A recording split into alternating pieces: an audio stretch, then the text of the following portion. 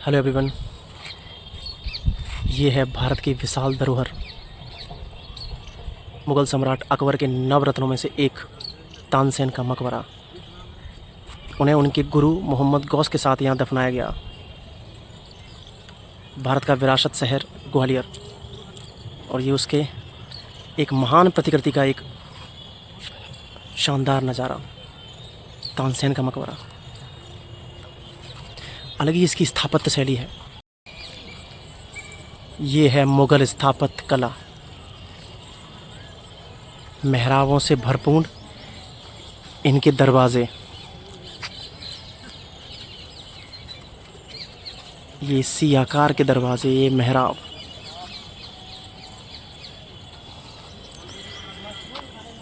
क्या नज़ारा है यार, इसको देखते ही लगता है कि क्या स्थापत्य कला रही होगी।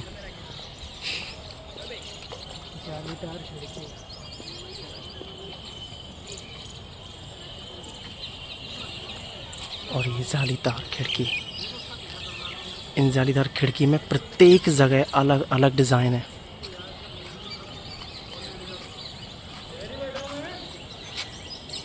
शानदार, तत्कालीन समय की भव्यता का अलग ही नज़ारा।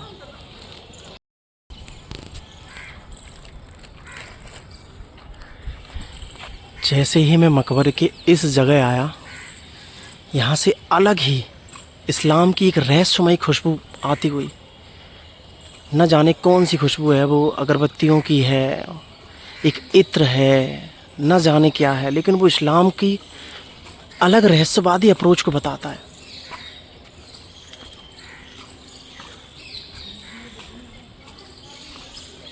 क्या महक है यार, क्या महक है।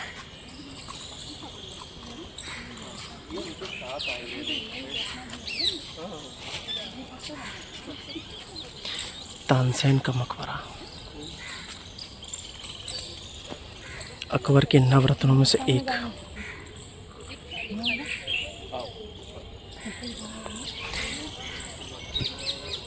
साथ में ही जगह की कमी को देखते हुए या राजशाही लोगों में एक साथ दफनाने का प्रचलन जो चल पड़ा था,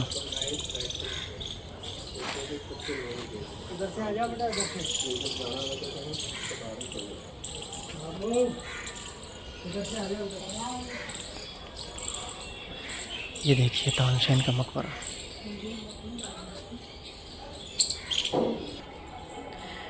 ये है मेन तानसेन का मकबरा।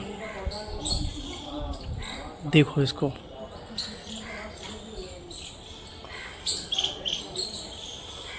अकबर ने इनको कंठाभरण वाणी विलास का उपाधि दी। इतना शानदार गाते थे ये, क्या राग थे इनके। भारत की एक विशाल धरोहर थे ये। रीवा के राजा रामचंद्र के यहाँ ये दरबारी गायक थे। इनको यहाँ से अकबर के दरबार में ले जाया गया, उन्हें ये पसंद आए। ये है इनके बेटे विलास खां की समाधि, आप देखिए।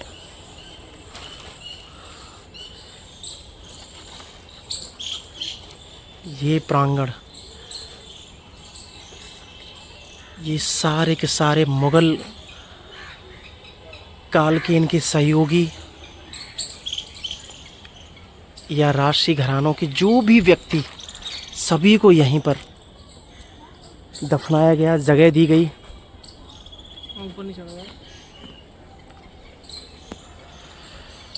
कितने मकबरे ही मकबरे।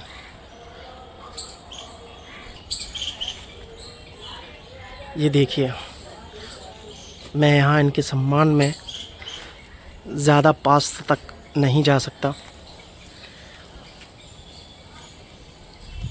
लेकिन कितने मकबरे ही मकबरे मुग़ल स्थापत्य कला में।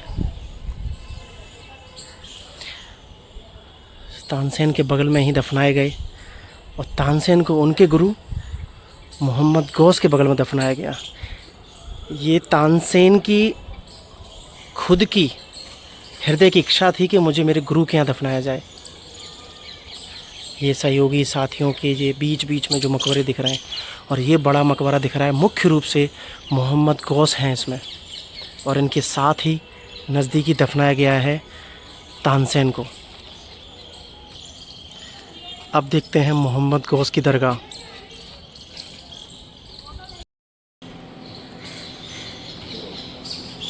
एक विचित्र अजीब सी महक आती हुई, तो इसमें इस्लाम का रहस्यवाद छुपा हुआ है। ये धर्म जात पात इनसे उठकर भी कुछ चीज़ें होती हैं। देखिए दोस्तों, ये है मोहम्मद गौस का मकबरा।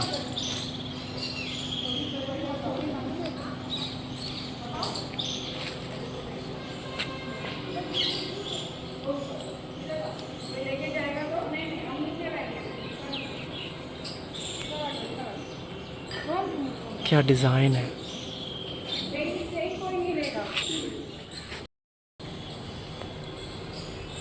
ये है मोहम्मद गौस का मकबरा।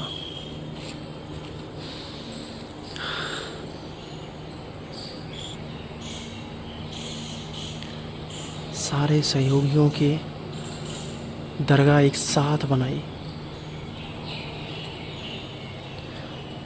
ये देखिए, एक प्रकार का प्रेम भाव भी है कि मुझे ना बगल में ही दफनाया जाए।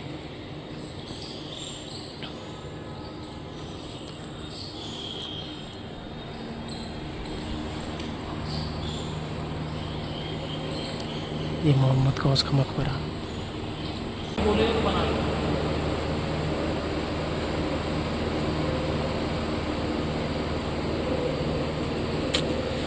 क्या यार,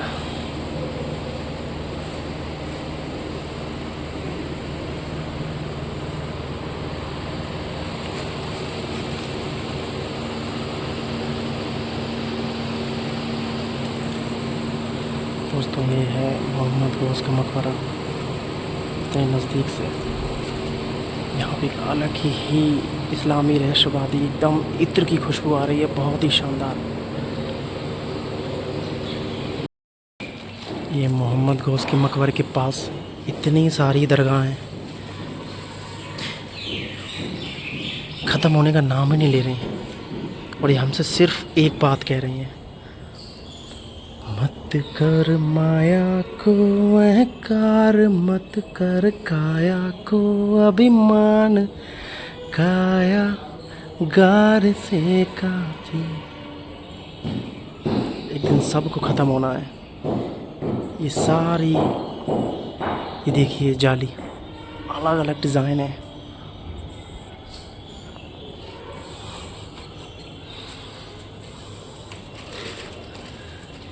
इतनी सारी दरगाहें ये कह रही हैं सिर्फ और सिर्फ एक ना एक दिन हम सबको ख़त्म हो जाना है। कितने सालों पुरानी, किस बात का अहम, किस बात का घमंड, एक दिन सबको मिट्टी में मिल जाना है। पंच तत्व में विलीन होना ही है, चाहे वो कोई भी धर्म के हों, हिंदू, इस्लाम, बौद्ध, जैन, ईसाई, पारसी, जो भी है, होना उन पंच तत्वों में ही विलीन है। ये देखो, इस बात की साक्षी ये दरगाहें हैं।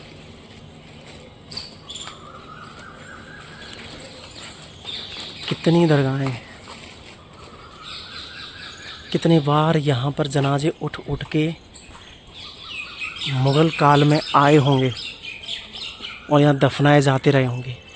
ये थोड़े कुछ विशेष रहे होंगे तो यहाँ उनके लिए चबूतरा बना दिया, कुछ थोड़े अधीनस्थ रहे होंगे तो उनके लिए सामान साधारण। कितने मकबरे, सब यही कह रहे हैं कि मत हो परेशान इस जीवन में, एक ना एक दिन मिट्टी में मिल जाना है। जितने दिन बचे हैं या जितने दिन जो हैं उनको भरपूर जियो। किसी से कोई राग नहीं, किसी से कोई द्वेष नहीं, चाहे वो धर्म हो, जात हो, पात हो, गरीब हो, अमीर हो, स्वस्थ हो, दिव्यांग हो, कुछ भी हो, एक दिन यहाँ मिट्टी में मिल जाना है। यहाँ के देखो अजीब सी शांति। एक समय इन सब लोगों का भी अलग प्रकार का जलवा रहा होगा, सब अपनी अपनी कलाओं में, अपनी अपनी विशेषताओं में माहिर रहे होंगे, लेकिन आज वो कला, वो विशेषता सब विश्राम अवस्था में है। शांत लेटे हुए हैं। इस पूरे मोहम्मद गौस के मकबरे के प्रांगण में हर जगह सिर्फ और सिर्फ दरगाह ही दरगाह हैं, हर जगह। इन दरगाह के अलावा कुछ दिखाई नहीं दे रहा है। मैंने तो सोचा था कि यहाँ पर तानसेन के मकबरे में सिर्फ और सिर्फ तानसेन का मकबरा या मोहम्मद गौस का होगा, लेकिन ये दरगाहें भी तो कितनी ज़्यादा महत्वपूर्ण हैं। ये भी तो इंसान रहे होंगे, ये भी तो अपने अपने क्षेत्र में माहिर रहे होंगे। इन्होंने भी जीवन के वही संघर्ष किए होंगे जो विशिष्ट लोग, चाहे वो तानसेन हो चाहे मोहम्मद गौस हो, उन्होंने किए होंगे।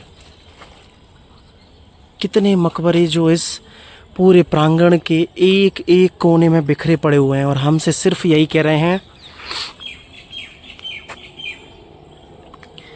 कि एक ना एक दिन मिट्टी में मिल जाना है। हर जगह वो ही मकबरे मकबरे। तो दोस्तों ये बात सच है, हमें समझने में ज़रूर देर लगती है कि सच में इस जीवन में कुछ नहीं है। यहाँ सिर्फ आना है और एक रंगमंच की तरह नाटक करना है बस। अंततः ये सच्चाई है। ये देखिए, ये एक पत्थर का टुकड़ा नहीं है, ये इसके नीचे एक शख्सियत दबी हुई है, जिसका एक प्रॉपर तरीके से जन्म हुआ होगा, प्रॉपर तरीके से उसकी माँ पिता ने उसे पाला होगा, उसकी भी ज़िंदगी होगी, उसके भी सपने होंगे। अब वो कितने सपने पूरे कर पाया या नहीं कर पाया ये वही जानता होगा, कैसे जीवन बताया होगा। उसके बाद अंततः back to the square one,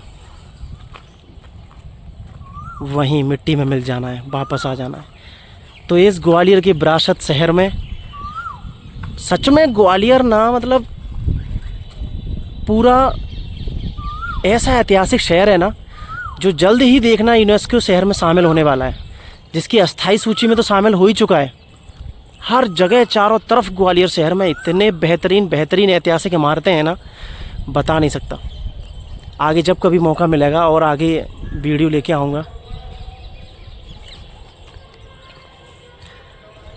अजीब सा खिंचाव है इसमें। फिर से देखिए एक बार फिर, वही मकबरे, वही शांति, वही भव्य इमारत, कैसे कारीगरों ने इसे बनाया गया होगा। तब से उसके बाद यहाँ पर जनाज़ों की लाइन लग गई होगी, धीरे धीरे धीरे धीरे एक एक करके, सालों साल, और ये प्रांगण बड़ा होता चला गया। तो दोस्तों आज के इस ब्लॉग में इतना ही। वो तो बस वैसे ही घूमने निकला था तो देखा कि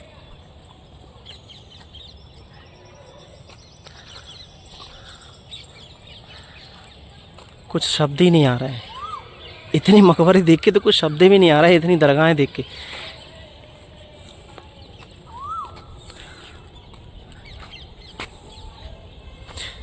चलिए दोस्तों, थैंक यू, बाय बाय।